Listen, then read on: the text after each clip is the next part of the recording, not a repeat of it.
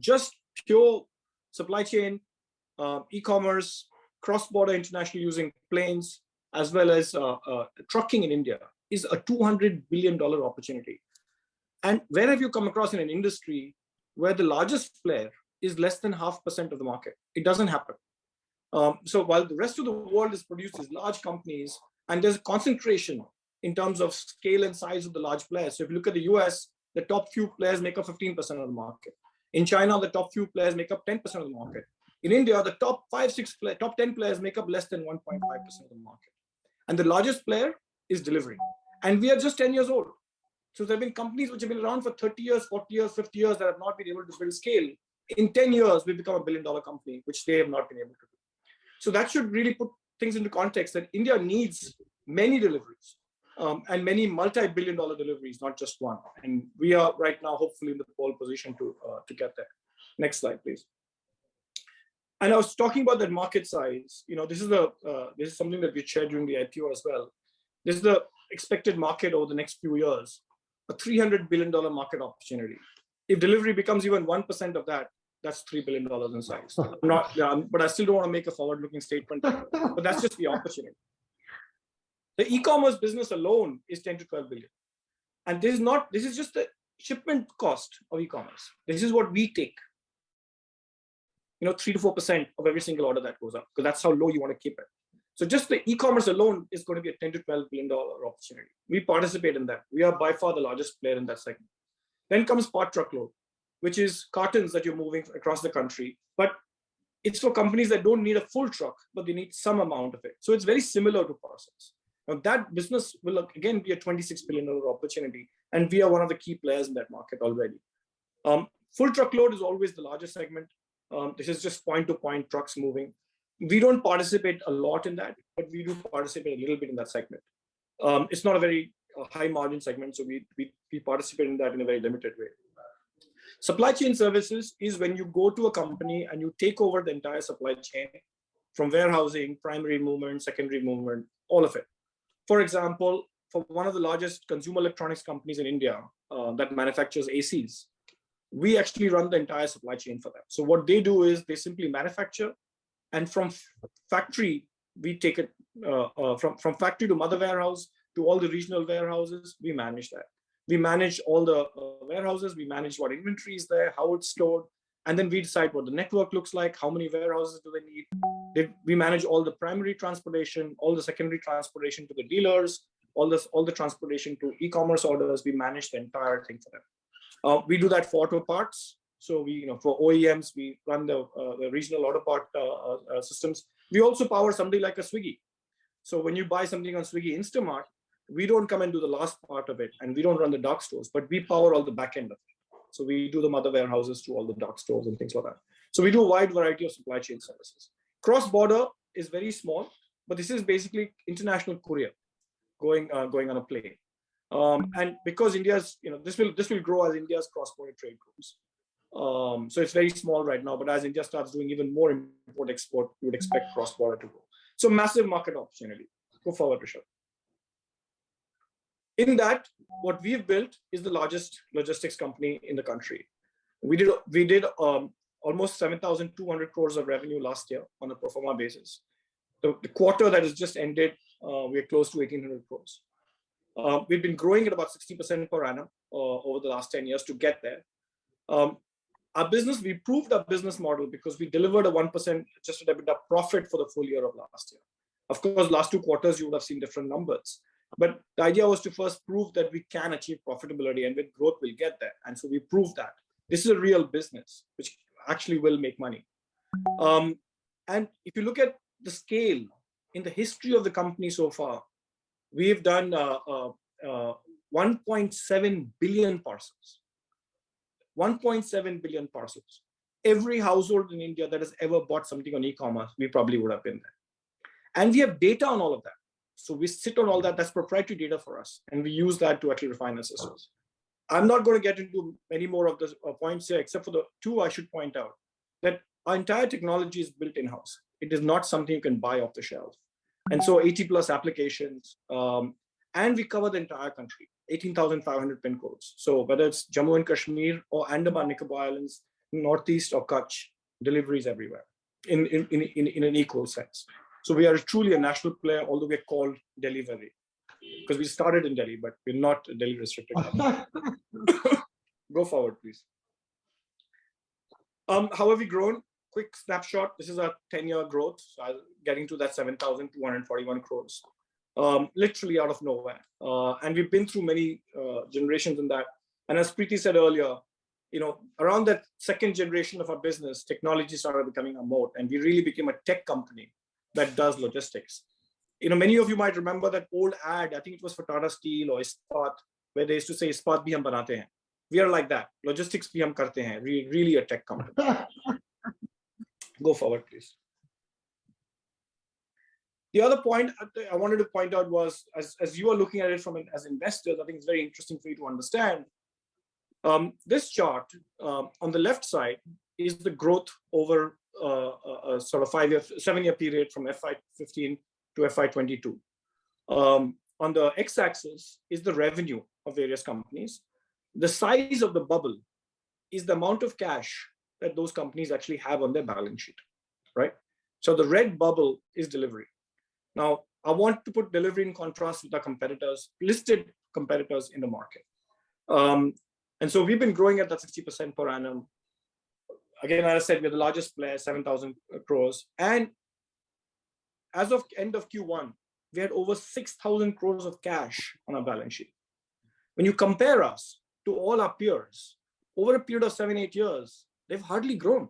Those little blue bubbles that you see. Everybody's smaller than us. And the amount of cash that they have on their balance sheet, if you add all of it up, it'll still be a small portion of our bubble. And so just I think it's important to understand the scale and the strength of the balance sheet are actually real factors for us going forward. If you go forward, Rishabh. And 2 slides on technology. I'm not going to spend much time on it. What we really do is have sort of a 3-layer technology platform. All of it is built in-house.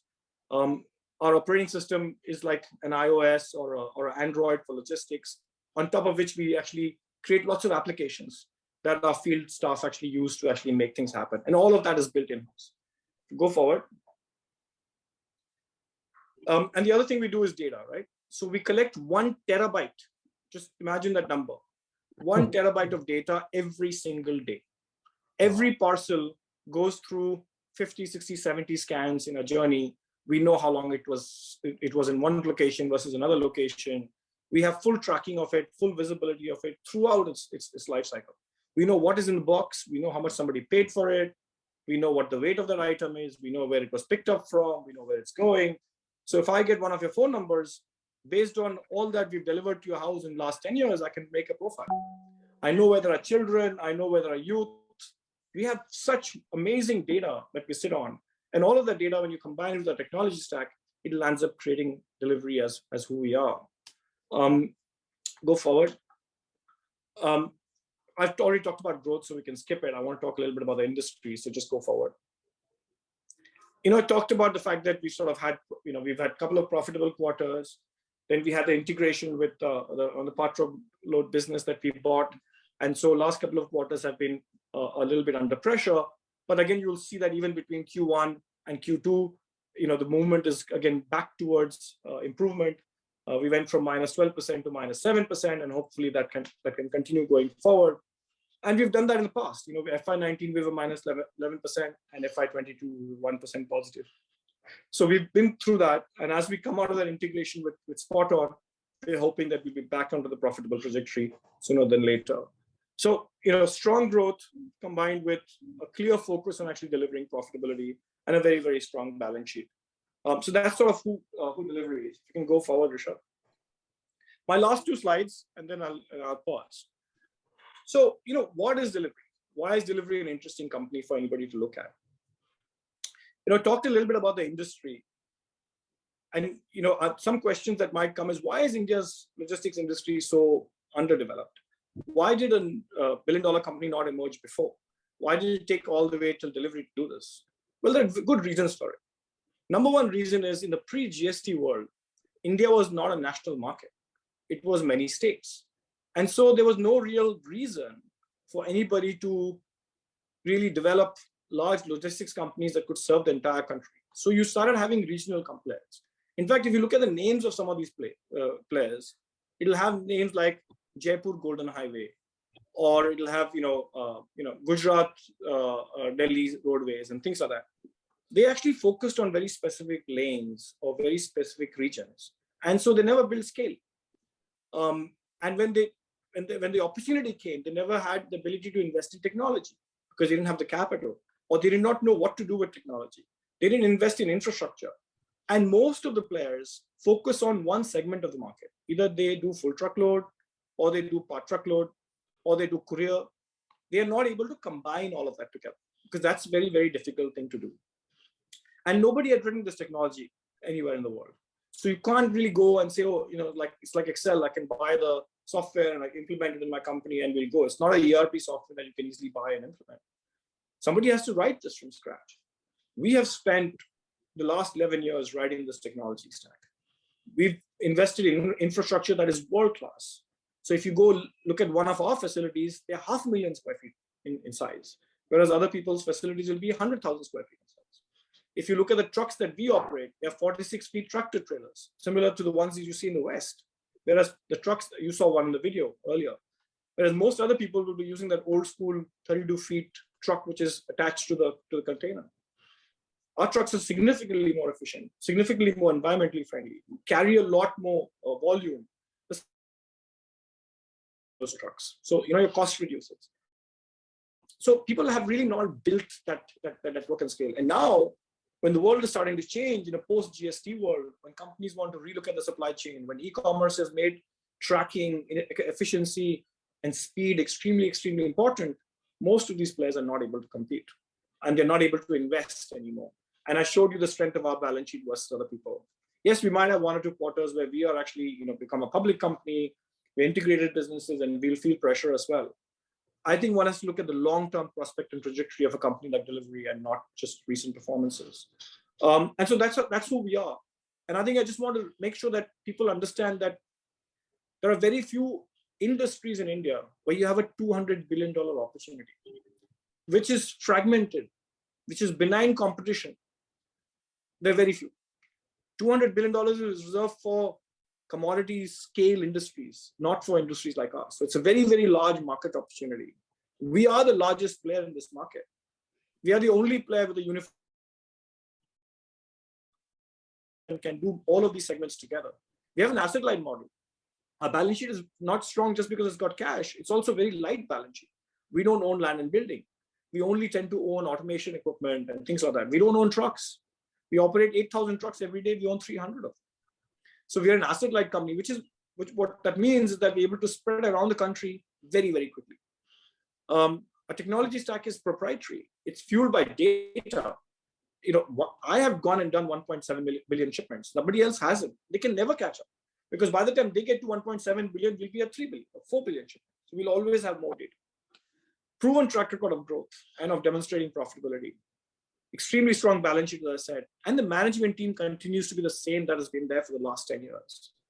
And last, very important, is we take governance and ESG very, very important.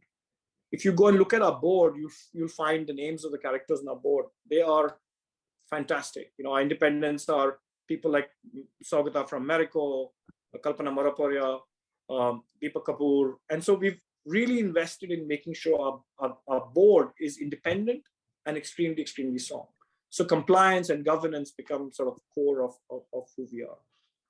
So my last slide. Delivery is at an interesting crossroad. There are themes that are playing out in India today. One of them is infrastructure. All the wonderful things that are happening with our roads, with multimodal, with tolls, and delivery stands to benefit from that. If you think about digital consumption, whether it's B2C digital consumption or B2B digital consumption, we are the ones who are, as I said, the operating system behind that.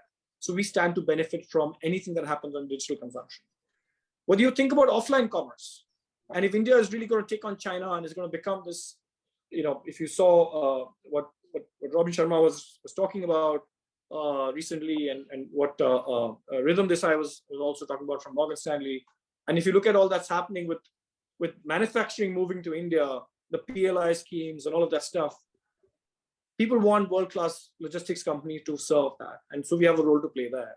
And finally, when you think about technology and data sciences, which is a key theme for India today, well, Delhivery is a technology and data sciences company, to the extent that we are now starting to convert our technology stack into a SaaS platform that we're starting to export to other countries. Wow, wow. So we are at the crossroad, and that's who we are as Delhivery. So that's it. That's our story. We are a new company. We are a young company. We've been in the market for just 6 months, so we're still learning how to interact with investors like yourselves. So if you can play that last video, Rishabh, and then we'll open up for questions.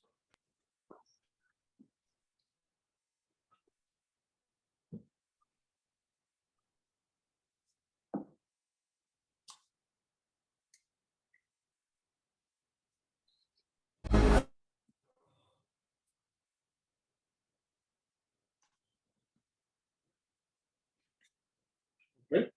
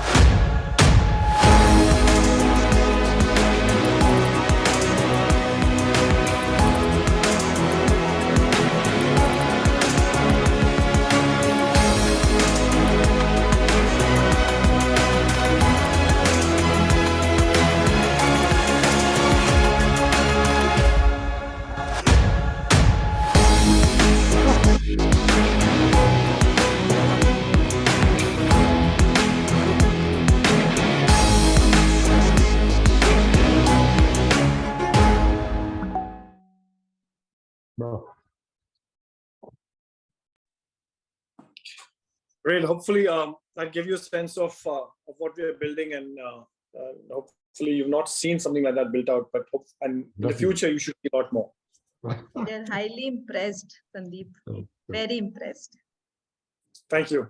Yeah. So let us start the question answer session. So I'll start with my question, Sandeep. Sandeep, India was the office to the world till now, and it is now on the road to become the factory to the world. You did mention in your keynote speech that due to the coming of GST and all, India is getting ready to become the factory of the world. Do you actually think India is, and we will see an interaction of logistics and infrastructure in the coming near future? So do you think India is ready, and how will Delhivery take advantage of this? I think India is getting ready.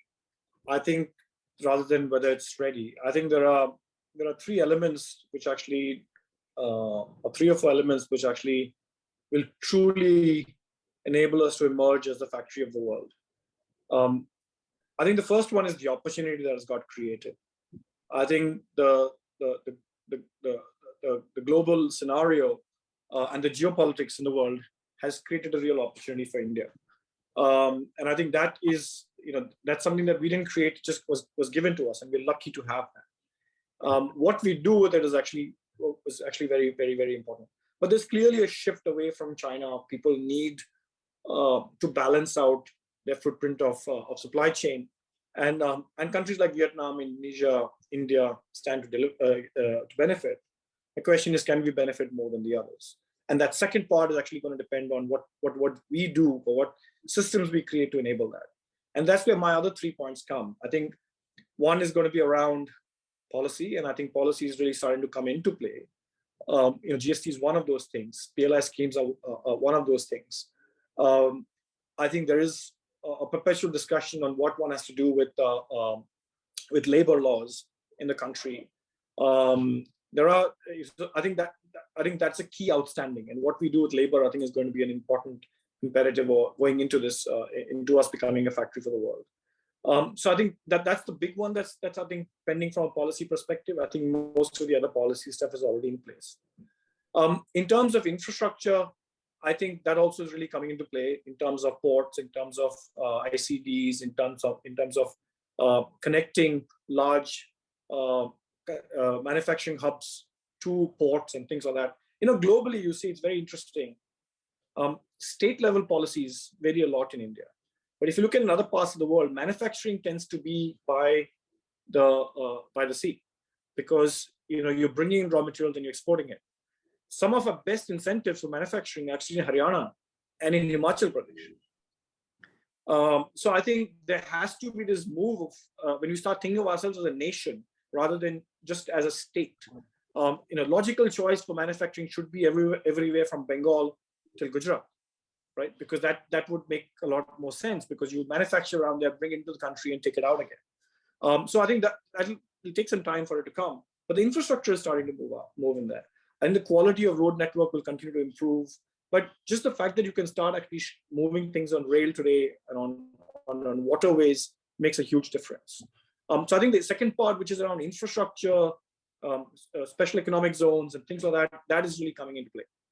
And the last part is technology, and what does that mean? And I think every industry will bring its own, but what people like ourselves are trying to do is make sure that we are digitized, because as we become the factory of the world, it cannot be done in the old way. It has to be done in a new way, where digitization has to be a core element of that. And it's a responsibility of, and the whole country can't get digitized overnight, right? We will have a leapfrog. But what the leading companies have to do, or what the larger companies have to do, is it's not so much about competing with the small players. It's about making them part of the ecosystem. So we build an asset-light business. And by building an asset-light business, what we've done is, while we are the technology platform, individual suppliers can latch onto that. So if you are a fleet owner with 100 trucks, you can take advantage of Delhivery and what we are trying to build by becoming a partner. We will give you the technology that you need to have in order to talk to us digitally, and therein talk to your customers digitally. So the 100 trucks, 80 of those trucks could be flying on Delhivery's network. And what will Delhivery do? A typical truck in India will probably do 8,000 kilometers a month. Our objective is to make that truck do 15,000 kilometers. And that can only happen if we are actually going to make sure that the truck is not idle, that we are making it more efficient for the driver to recoup and drive more, to make sure we're moving to newer age trucks rather than move to Bharat BS4, BS5, BS6. Our road conditions are getting better. Identifying loads that the person can pick up and move, rather than actually for it to just wait for long periods of time before they can consolidate loads. So when you start doing things like that, you'll actually improve the ability of many of these smaller players to latch onto the larger players. So I think and I think the Bharat stack or India stack is going to help a long way in doing this. Things like ONDC that the government is trying to push out, on top of having done all the other stuff on digital stack. That's going to have that should have a very positive impact. So I think we will emerge as the factory of the world. And I think the fact that iPhones are being made in India, and not iPhone 7, but iPhone 14 is being made in India. The fact that the EQS, the latest product from the Benz factory, which is a e-vehicle of the S-Class generation, is being manufactured in Pune, tells you that we can manufacture it, right? So I think we can get there, and I think we are going to get there. People like us look at that and salivate at that, right? Because for us, it's great, because these companies don't want to work with some guy who's going to bring a truck and not sure when that truck will go from Calcutta to Delhi. It might break down 5 times on the way. They want predictability.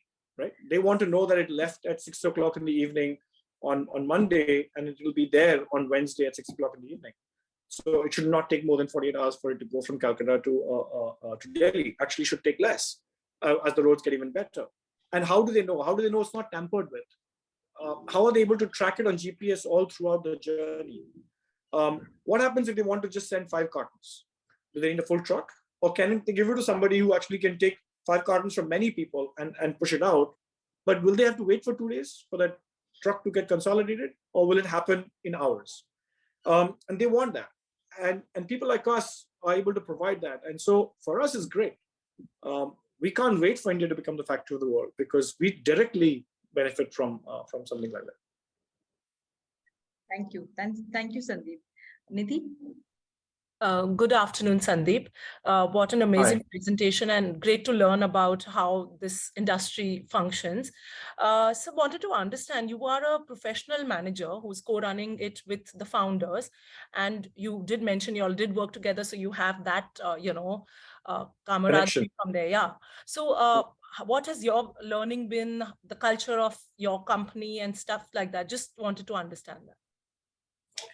So, people ask about culture, and, we don't actually have an official statement on culture. And we don't have any posters about culture in the building.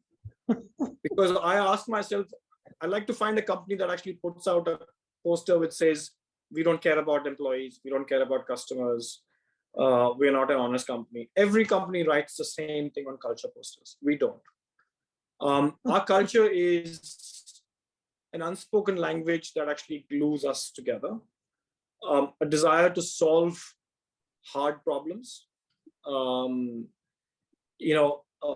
hard, play hard, but we have a concept of sunshine test, which is something that we picked up at Bain, which is that if what you have done can stand up against bright sunlight, it's fine, go ahead and do it. But if you are not sure that you want that what you've done to be exposed fully in bright sunlight, don't do it. Because then even if you have the slightest doubt, there's something wrong about it. And integrity has always been very important. Again, maybe it's from our consulting days, maybe it's a group of people that self-selected themselves. The other thing that's very different about Delhivery is that we have a very wide and deep ownership of the company's stock. And we did that from day one. It is not a company where, founders and key management own 80% of the stocks and everybody else is not there. I think our stock our ESOP pool goes down to 700-800 people. I don't know exactly the number, but it's very, very deep. And we constantly keep granting it. Even today, we have, I think, over 6% of ungranted ESOPs of the company left, and then they will be shared with people over the next 5, 6, 7 years.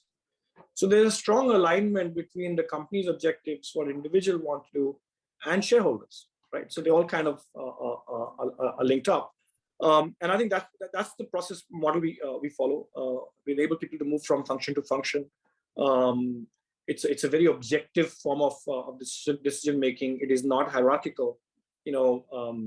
I don't often have to sit in an office. I wear a T-shirt which says Delhivery on it, and not a double cuff shirt to work. And I go out and do deliveries myself. Wow. And then when it comes during Diwali season, the entire corporate staff was working in one of the hubs, because we want to make sure things go smoothly then, and there's nothing better than actually rolling up your sleeves and going out and doing that. Right? Wow. So that's the culture. And it's a young company. I'm the oldest person, I think, in the company. Maybe one of the oldest people in the company. The founders are in their 30s still. And you have to admire that. And so for me as a professional, I don't think age or hierarchy have anything to do with it. Yes, the three founders I was a partner at Bain, they used to work for me back then. But I didn't create a $1 billion company. They did. I'm lucky to be part of this. And I joined the company when it was 200 crores. And that was a risk and a leap of faith. But the reason I did that was because of the integrity of these three guys, and which I knew of when they worked with me. And from there to now, when we are an 7,000, 8,000 crore company, yes, I've been part of that journey, but it would not have been possible if they were not a 200 crore company when I joined. And if they had not laid the foundation for it, if they had not had the idea, if they had not in their early 20s or mid 20s taken a risk of giving up a comfortable job at a consulting firm like Bain and saying, you know what, we'll manage with 2 pairs of shoes and 2 pairs of jeans for the full year. And they've literally built a business like the stories that Mr. Dhanuka will tell you of, from what I've heard of my grandfather and what I've heard of that generation. These kids in the 20s were doing that. Yes. All over again. And I think that's what's happening in India all over again, right? I think we've had this 25, 30-year lag, and suddenly what our grandparents did, these kids are doing all over again. So I'm lucky to be part of that journey. And that's our culture. We all feel fortunate to be part of this. Amazing. Thank you so much. That is so nice, Sandeep. Sandeep, next time when we see a man with a Delhivery t-shirt, we wouldn't understand whether he's from the management or he's from the... Hey, whether management or not, he's a delivery boy. He's supposed to deliver. Yeah. Yes. Can we have Jyoti for our next question? Yeah. Good afternoon, Sandeep. Hi. So the last video which you showed really made me feel proud. An Indian company with such big competence. So proud of it. So my question is, the e-commerce major Amazon is set to enter into the non-Amazon logistic infrastructure. So how well is Delhivery prepared, to face Amazon, or do you see it as a challenge or as an opportunity? No, I think that's a great question. Am I on mute? Yeah, no, that's a great question, Jyoti, and a very relevant question given that it's been on the news of late. But before I get into that question, I will openly extend my invitation to Preeti, you and your colleagues. Should we be doing an event in Delhi or Mumbai or Bangalore, and you want to visit one of our facilities, you're most welcome to. It's a half-day commitment, but I know you do visit factories and visit. So at any point that you'd like to organize a trip, we'd be very happy to host you.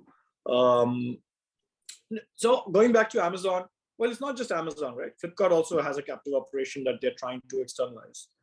This is not new. They've been trying to do this for years. Now, it doesn't worry us so much because, when you go back, Jyoti, and think about 15 years ago, every telecom company in India believed that owning towers was strategic to them. Well, they don't own towers now, because what's strategic for a telecom company is the bandwidth, it's the management of the network, it's customer acquisition, it's that, but not owning towers. In fact, they don't even own the base stations anymore. And logistics is just like that. Walmart, which owns Flipkart in India, does not own logistics in the US, but it does in India because in the US, when Amazon set Amazon Logistics, they did it on the back of the fact that FedEx, UPS, US Post made massive amounts of money, artificial amounts of money on the back of e-commerce shipments. It gave an opportunity for somebody like an Amazon to set up their own proprietary network, and there was arbitrage to be made.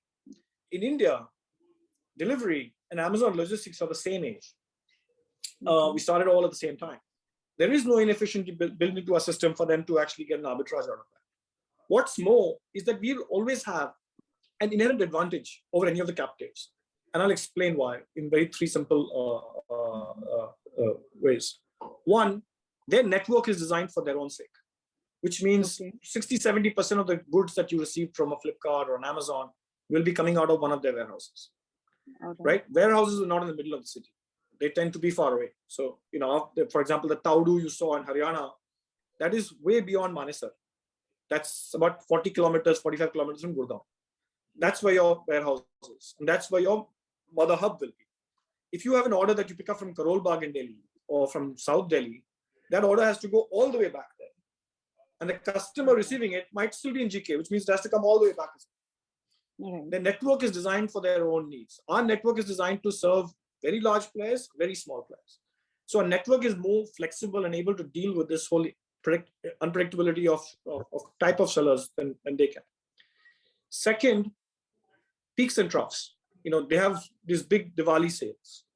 So are they going to build a network that actually is designed to serve the Diwali sale? What happens to the network rest of the time? Whereas for delivery, what we do is we design a network where someday Amazon is having a sale, someday Flipkart is having a sale, someday Nykaa is having a sale, someday Ajio is having a sale. So we will always have the ability to balance out. So they can never do that. And Flipkart is not going to give its business to Amazon. Amazon is not going to give its business to Flipkart. Reliance is not going to give business to any of these two guys. So what are you fighting for? Small SME customers? That's 10% of the market. So, what are you, so this is more a rhetoric of trying to do something than actually really do something. Lastly, if you remember from my presentation, I talked about the fact that we have an interoperable network, which means we do part truckload and e-commerce. Yes. So when you think about e-commerce, it tends to be air. You receive e-commerce packages. There's a carton, and that carton has a small item and lots of air. So when you fill up a 32-feet truck with e-commerce parcels, you're mostly filling it up with air. Yeah. Right? Because you'll fill it up. That truck can take 16 tons, but you'll fill up 5 tons or 6 tons. Yes. Part truckload loads tend to be dense. They tend to have no air. They tend to be very heavy. So when we look at our trucks, they are half filled with part truckload, half filled with e-commerce. Now, that may not be the proportion all the time. Sometimes it might be 30, 70, 70, 30. But inherently, we will be better utilized than they will be. Plus, we run actually even larger because you have so much of volume. We run the largest trucks in the country. So we become even more efficient. So when you start thinking about us in terms of efficiency, in terms of what we do, don't do, we don't worry about these guys. This is telcos saying, telco saying, I'll put up 5 more towers. Eventually, telcos will not own. We don't worry about it. Yes. Thank you so much, Sandeep. Thank you, Sandeep. Shweta Singhal. Hi, Sandeep. Shweta, All what the more questions proud do you of have you. for me? You've asked me everything already. I still have a question for you. Yes. Sandeep, you were just speaking in your presentation, like you allow the smaller players to log on to the bigger players like you, Delhivery. So what type of work culture difference you face and how do you overcome it? How do you bring them into your system? No, it's a good question. And across the country, you'll find different types of behavior and different types of people. I think to start with, there is a minimum requirement to actually operate with a person like Delhivery. So we tend to work with, for example, on trucking, we'll work with fleet owners who have 20, 25 trucks at least, all the way up to 100 or 200 trucks. As you work more with Delhivery, we drive efficiency for them. They make more money. This is like a distributor for a manufacturer, right? They make more money. They want to partner with us. And now we've been there for 10 years where people have heard that Delhivery is a great opportunity to actually do this with. So when people come to us now, they self-select themselves. Then are we willing to be digitized? Are we willing to actually take on Delhivery's technology stack and use it? Because their driver has to do certain things the way we want them to do. So they have to sign up to that. Their trucks have to meet certain standards. We will not drive trucks which are Bharat 4 or less.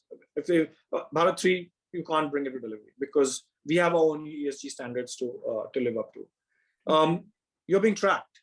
If you miss your timeline more than 2 times or 3 times or 4 times, you're out of the network, right? And you are being tracked every minute because there's a GPS lock which is put at the end of the truck, which is ours. You don't decide what route you take. We decide. Our network will decide. The same truck could be going from Delhi to Mumbai tomorrow, could be going to Delhi to Jaipur to Udaipur to Mumbai the day after, because our network dynamically decides what route the person has to take. Their job is to just do that. But what will ensure them is that their payments come on time.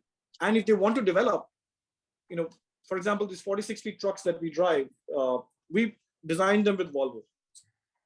So we collaborated over a period of 2 years to launch these new trucks, which have never been launched in India before. We bought the initial fleet. And once we proved that these trucks work, all the additional trucks in this fleet have been bought by our fleet partners.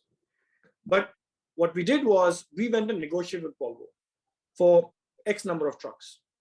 We negotiated the terms, we negotiated financing, we negotiated aftermarket service, we negotiated resale value, everything.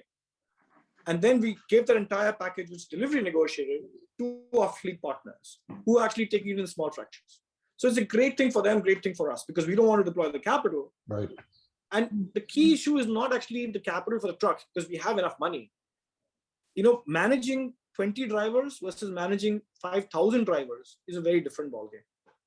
Each individual supplier has to manage 20 drivers, 30 drivers, 40 drivers, and they can do that. We as a company would have to manage a lot more, which would be much harder.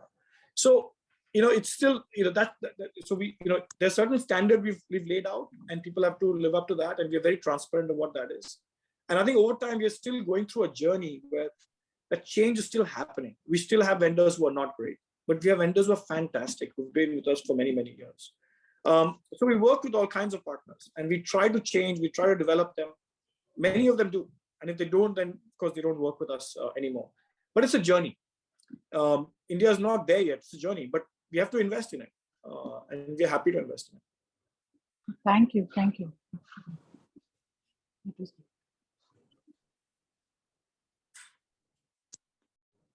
Good afternoon, Sandeep. Hi, Dusha. India's logistics cost as a percentage of GDP is on the higher side as compared to other developed economies. So what, according to you, will be the roadmap to bringing this down, and how will the entire sector benefit from this? Yeah, you know, I used to be the co-chair of the CI National Committee on Logistics, and we were putting out all these numbers. But you know, honestly, I don't know exactly what that number is. So that's 11%, 12%, 30%. Yeah. It's very hard to actually know. Is India more inefficient than other parts of the world? Absolutely. And there are many things that go into that inefficiency. You know, as I said earlier, the amount of time a truck actually, you know, we have 4.5. I think over the next few years, many of those trucks will become unviable because they're polluting, or they're not actually up to the pollution standards that are required now. Many of them will go off the road. But what you'll find is that the degree of inefficiency is very, very high. The average truck is doing what, 5,000, 6,000, 7,000 kilometers a month. They should be doing 2x of it. If you do 2x of that, you actually bring cost down, right? Because you sweat that asset more. The same guys who are driving the truck are driving for longer periods of time. You still have massive amount of inefficiency on the road. You know, Delhi, Mumbai, 5 years ago would take 4 days. Now it takes 2 days. It should take a day and a half. And the faster turnarounds will enable a more efficient use of trucks. The tolls are starting to change. So as you start reducing the time it takes, you'll bring efficiencies into the system. The amount of time parcels and loads, or whatever kind, B2B, B2C, that are dwelling and not moving causes inefficiencies. The amount of wastage that happens, the amount of working capital that gets lost because things are taking so long is causing inefficiencies. Damages, pilferage, all these things happen, right? Now, as more companies like us come on, and more organized players come on, you'll find that this efficiency is going to come. Today, very, very small portion of the $200 billion market opportunity is actually organized. If the largest player in a 160,000, whatever, 160,000 crore market or whatever, is the largest player in that market is 8,000 crores. You can imagine how inefficient this market is. So I think the digitization of the economy is actually going to really drive efficiency. We've got to take working capital out. We've got to take damages out. We've got to take pilferage out. We do everything many times over. We need to reduce the number of legs. You know, look at FMCG. It goes from factory warehouse to mother warehouse to CNF to distributor to wholesaler to retail. Why do you need so many layers? You reduce 1 or 2 layers. As you do that, logistics will get more efficient and your cost will come down. So a lot of those things need to happen for our logistics costs to go down, but they will go down. They will go down. It's inevitable.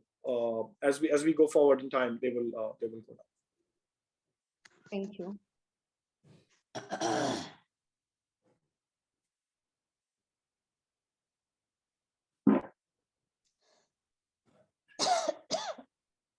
Renu, please unmute yourself.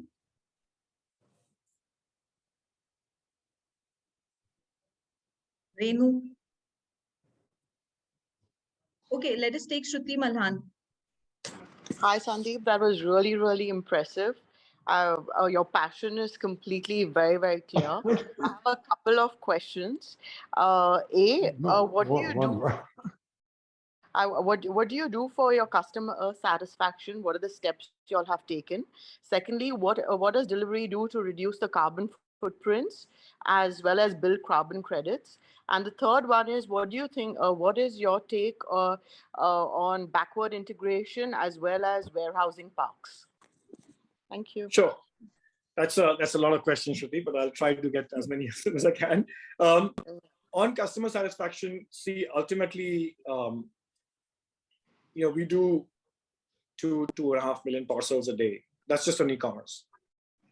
At 95% service level, we are going to miss a certain number of parcels being on time. In the logistics industry, we can't get to 99.999%. You can do Six Sigma, but it's very, very hard because there will be some strike on the road, some truck will break down. Some guy who's delivering 40 shipments gets tired after that and decides to go home and not deliver the rest of them. He'll get fired the next day, but unfortunately, it's still a failure. Things will get lost, they'll get damaged. So I think, one, we track service levels, and our endeavor is to actually try to push service levels up as much as we can. Second, the system tells us when we failed before the customer tells us we failed. So recovery needs to happen as fast as possible. We do have customer service. We do have customers, where customers can reach out, but we do track some form of an NPS form with customers every month. But our customers are B2B customers, and what we have to start as a company, what we're starting to do now, and I'm telling you, it's still a journey for us, is differentiate between the really small customers and the very large customers. While the business is built on a little bit of a Robin Hood format where our scale is driven by the likes of Flipkart and Amazon, the large players, we're able to then take that scale and deliver it to small customers so that they're able to ship stuff around the country efficiently. Today I think we are the world's lowest cost parcel shipping company.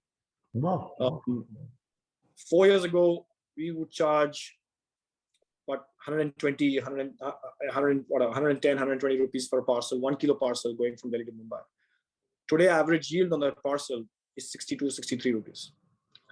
So, or maybe I think 65 odd rupees. I don't know exactly the numbers. So if you're recording it, please don't consider this as a specific data that I've given, because I'll have to send it to SEBI also, or just to the exchanges also.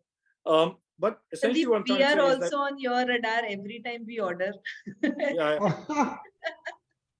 So the thing is that what we've done is we've brought shipping costs down dramatically in that period of time, and that will keep doing, right, as we get more efficient.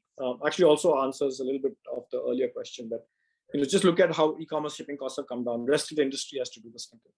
So all we try and do is we're on a journey where if a Flipkart order misses, it's one order out of 50,000 or 60,000. Whereas if you're a small SME customer whose orders are only 10 and we miss one, that's 10% failure. Right. And so we need to differentiate and address them differently going forward, and think about customer service differently from them, and think about NPS differently for them. But we are more B2B customers than B2C customers. We don't really go to end consumers. So yeah, still a journey as far as customer satisfaction is concerned. Your second question was, I forget. The last one was around backward and forward integration. Yes. And the middle one was, if you remind me again. The other one was for carbon footprints. Yeah. Let me do the backward forward, and then I'll talk about ESG in general. See, forward integration, we don't want. We are the operating system for commerce. So forward integration would be to get into actual transactions. We don't want to do that. We serve customers. We are not going to be we'll never compete with the customers. Backward integration, we already do warehousing, but we are an asset-light company. Our stated policies, owning land and building is not an advantage for us. Operating it is. Today, we already work with India's largest developers. So our tenants or our landlords will be people like GMR, Indospace, Adani, Xander Group, Punchil, and so the large, big developers. These are guys who actually provide us with Wellspun. So the 2 new facilities we've signed up in Bhiwandi, we have a 1 million square feet facility that I think Wellspun is doing. And in Bangalore, we have a 900,000 square feet that GMR is doing for us. So we work with large developers. In many ways, we are like the Macy's of the logistics industry. So when a new mall is coming up or a new logistics park is coming up, then people seek out a company like Delhivery as an anchor tenant, and they'll build to suit for us. Now, they know when your balance sheet has got 5,000 crores on it, you're not somebody who's going to not pay your rent, right? And you'll come every month. And that becomes a very important thing. So we're able to push down on yields, and we are an anchor tenant. So we will get a differential yield versus everybody else. We'll get what we want. So, we have that advantage now. So we work with large developers. We don't want to get into real estate. It's a different business altogether. Trying to acquire 100 acres, build something on it, deal with the local politics. Who wants to do that? That's not our job. So we focus on our business. It's a tech-led logistics business. It's an asset-light business. Now, when it comes to ESG, S&G we do a lot of. I talked about our board. So governance we take very seriously. We have 2 women directors on our board. By law, we are required to have 1. I'd like half my board to be women directors over time because half my customers are women, right? And so eventually we'll have to get there. On the society, we do as much as we can. I think we played a very critical role during the second phase of COVID. Many of you might have heard of it, and we do that. And then we use our resources, our technology, our logistics to help out what we can with society. When it comes to E, we are extremely aware that we are a polluting industry. We are driving trucks around the country, and you can't, unless and until you can find any other way of moving that stuff around, there's no way to change that. What we do encourage customers is to get to more local fulfillment rather than national fulfillment. If you want a coffee mug in Bangalore, there are coffee mugs available in Bangalore. You don't have to ship it from Delhi every single time. And so more and more local fulfillment is actually something that we encourage people to do. It reduces cost for everyone, including us. Our margins remain the same, but it reduces cost, and we charge less for it. So one is try to move away from, over the years, what we've done, again, is we've graduated the e-commerce industry to move away from air shipping to road shipping. There was mostly, if you look at 10 years ago, everything was sent by air. Now, less than 5% is going by air. It's all going by road. And so, that again reduces carbon footprint. But tangibly, what are we doing? We're doing 3 things on carbon footprint. Number 1, all our large facilities, the likes of Taudu and Bhiwandi, have solar on them. We already generate 1.5 megawatts. I think now we're going to go up to 2.25 towards the end of this year. So we're generating solar, using it for our large facilities and putting it back on the grid. And because we've got massive amounts of roof space, we can do that. So at least we can start doing that. We're experimenting with EVs across our network, mostly 3-wheelers and 2-wheelers. But it's not yet got to the level of maturity where it's become mainstream. It hasn't anywhere in the world. But as it becomes mainstream, we'll adopt that.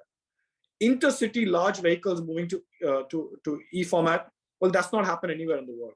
The Tesla truck is still not yet rolled out. But I think India will leapfrog. I think India will go to hydrogen, for example. And by being the largest player, anybody who is coming up with any of these new things comes to us to partner and pilot anyway. So as they become viable and we see the cost benefit of it, we will move down that path. And we are very, very open to doing that. So experimenting as much as we can. Right. Till then is the third thing, which is we're trying to make sure that what we do use today is more efficient.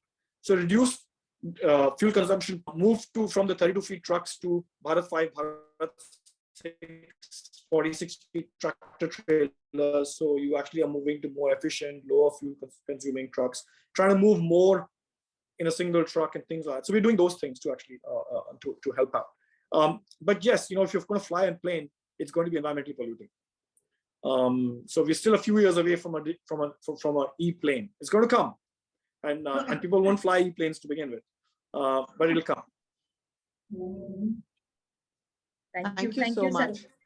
Thank you, Sandeep. It was a very insightful session. Now, I think I do not think of logistic companies they are just about trucks and warehouses. You have completely changed my perspective about the way ahead for the logistic companies. That's brilliant. And India is in good hands when it comes in terms of logistics. So I now invite Well, Nidhi Kanwai for vote of thanks.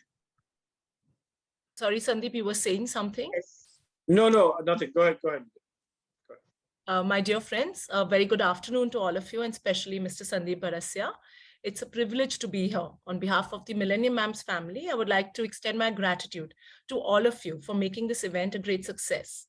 I would like to propose a hearty vote of thanks, Mr. Barasia, for accepting our invitation and being here with us today, considering you have your earnings call in half an hour, less than that. So the magic of logistics simplified. Heartfelt gratitude again for such an enthralling session and a closer insight in this industry. We look forward to the new mega gateways in 2023 and onwards. I would like to express our profound gratitude to our mentors, Mr. Bishnu Dhanuka and Mr. Sanjay Bhuvania, for always encouraging and motivating us to do better.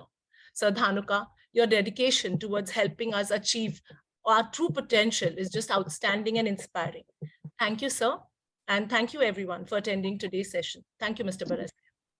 Thank you so much. I hope many of you will be our customers. We already are. We are already. Thank you. Thank you so much.